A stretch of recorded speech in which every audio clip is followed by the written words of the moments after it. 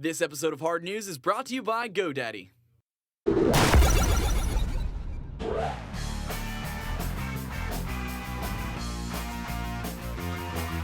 I'm Sean Hines, and this is another Hard News recap for 2013. Nothing is really as significant in games as the fall of a major publisher. Studios often come and go in this industry, but when a company as large as THQ goes under, now that's a major news story. Though the official fall from grace would happen at the start of 2013, it would take the better half of the year to pick up the pieces of the former publishing giant.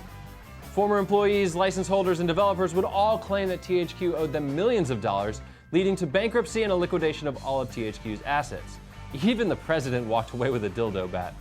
Deep Silver would pick up Volition to release Saints Row 4, Sega took Relic and released Company of Heroes 2, Ubisoft acquired South Park Stick of Truth for the sake of mocking us with constant delays, Gearbox is revamping the Homefront franchise, 2K Sports now owns WWE, and Nordic Games would pick up the holy grail that is Darksiders, leaving Vigil Games behind. Crytek would later pick the developer up and rename them Crytek USA. You'd think everything would be settled at this point, but then in July, Sega filed a lawsuit against THQ over the pre-order cash from the Company of Heroes 2. Good luck beating that dead horse, Sega.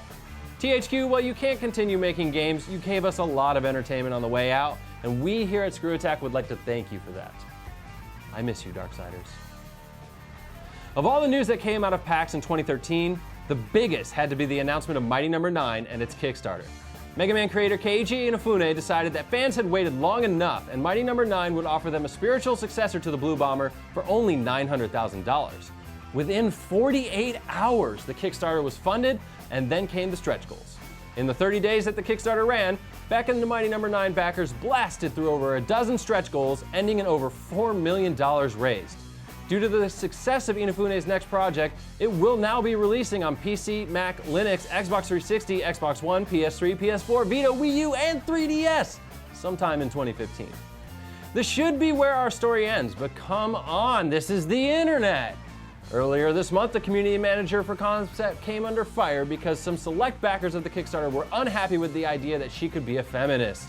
To this vocal minority, Dina Abu Karam was pushing her feminist agenda on the studio and trying to change Beck into a girl. Oh, and a lot of you guys say it was because she wasn't qualified, but whatever. She got the job. Forgetting how silly it is that a robot would have any gender at all, the ensuing PR nightmare exploded, making both sides look a bit silly.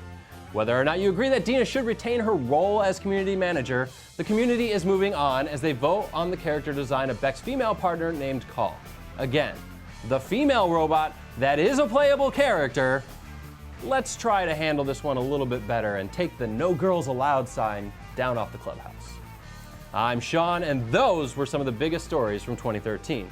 Tune in Monday for our final news recap. It's not easy to create a successful website, but it helps when you know where to start.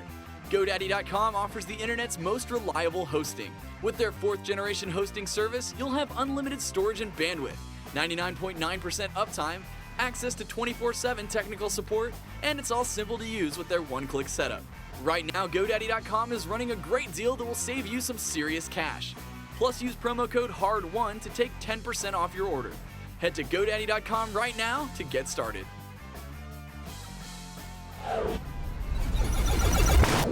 Hey, thanks for sticking around after Hard News. If you haven't watched them yet, our shitty-ass Game of the Year awards are still going on, and Sony made a pretty shitty game. I'm telling you, it's terrible. You should go watch it because of how shitty it is. Just click this video right here. Just click it.